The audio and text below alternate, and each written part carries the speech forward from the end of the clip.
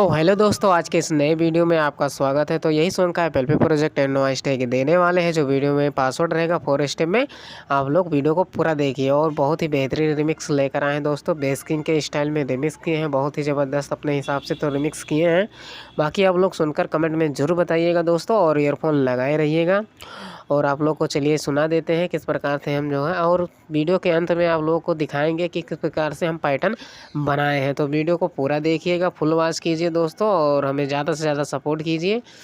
और इसका डिस्क्रिप्शन में लिंक मिल जाएगा, वहाँ से डाउनलोड कर लीजिएगा। और सॉन्ग को बहुत ही कट करना पड़ा है दोस्तों, बीट मैच नहीं हो रहा था, थोड़ा बहुत कट भी किए हैं दोस्तों। और चलिए दिखा देते हैं और सुना देते हैं कि हम किस प्रकार से रिमिक्स किए हैं। आप लोग ईयरफोन लगा लीजिए दोस्तों। तो आइए आप लोगों को सुना देते हैं कि किस प्रकार से हम जो है इसको रिमिक्स किए हैं, और सुनकर बताइएगा कमेंट में कैसा है कैसा नहीं दोस्तों। Sonu music music music music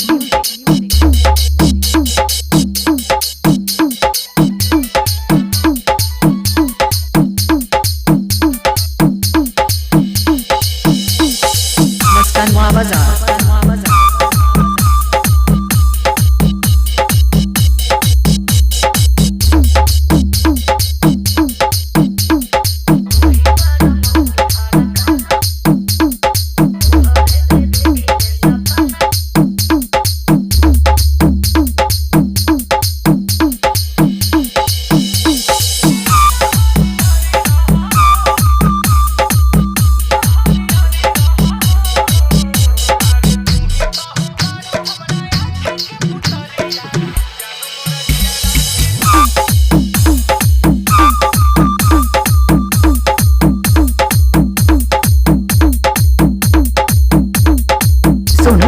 music music music music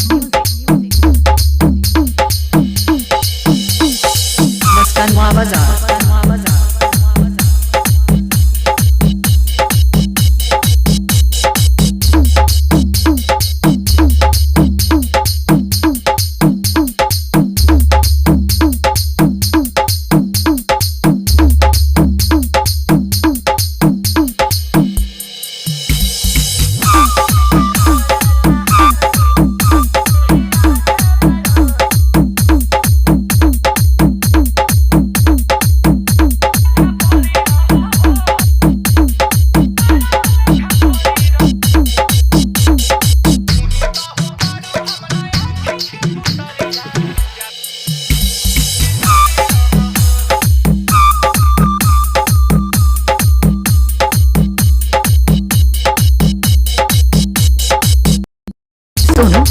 music music music music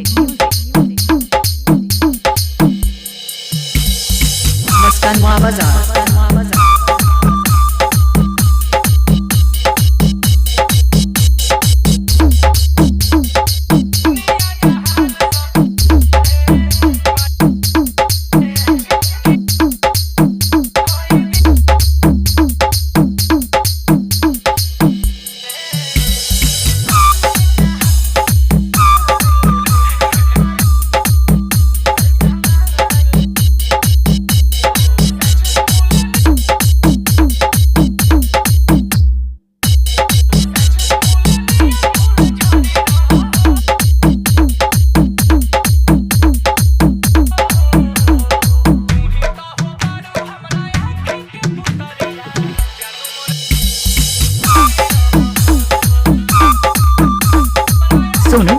music music music music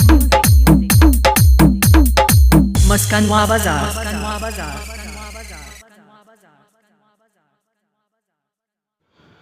तो दोस्तों आइए आप लोगों को दिखा देते हैं कि पैटर्न किस प्रकार से बनाए हैं दोस्तों। और जो भाई लोग नए जुड़े होंगे प्लीज़ चैनल को सब्सक्राइब कर लीजिएगा, और बेल आइकन को ऑल पर प्रेस कर दीजिएगा, ताकि कोई वीडियो अपलोड करे तो नोटिफिकेशन आप तक जल्दी पहुंच जाए। तो आइए दोस्तों हम दिखा देते हैं कि हम पैटर्न किस प्रकार से बनाए थे, और वीडियो के अंत में आपको ज़रूर दिखाएंगे किस प्रकार से पैटर्न बनाए थे। तो चलिए दोस्तों आप लोग सुन लीजिए किस प्रकार से बनाए हैं, तो ध्यान से देखिएगा दोस्तों।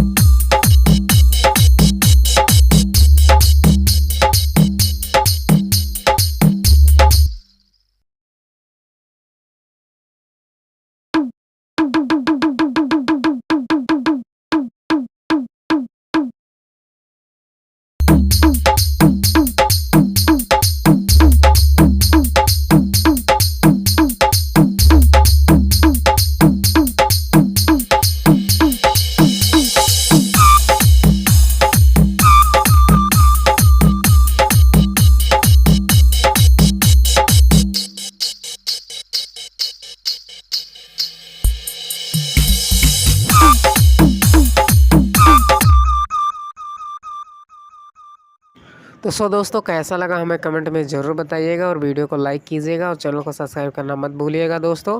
और इस चैनल पे ज़्यादा से ज़्यादा सपोर्ट कीजिए और जो भी प्रॉब्लम आती है हमें कमेंट में ज़रूर बताइएगा दोस्तों, उसका वीडियो ज़रूर बनाएंगे। और जो भाई लोग सीखना चाहते हैं उनको ज़रूर सिखाएंगे दोस्तों। हमारा जो है वॉच टाइम पूरा कर दीजिए, हमारा यूट्यूब चैनल जो है मोनेटाइजेशन करवा दीजिए। उसके बाद हम फुल मिक्सिंग सिखाना स्टार्ट करेंगे, शुरू से अंत तक आप लोगों को इसमें सिखाएंगे। और बस इतना ही, मिलते हैं नेक्स्ट वीडियो में। नई वीडियो बहुत ज़्यादा लंबा हो जाएगा दोस्तों। नमस्कार दोस्तों, मिलते हैं अगली वीडियो।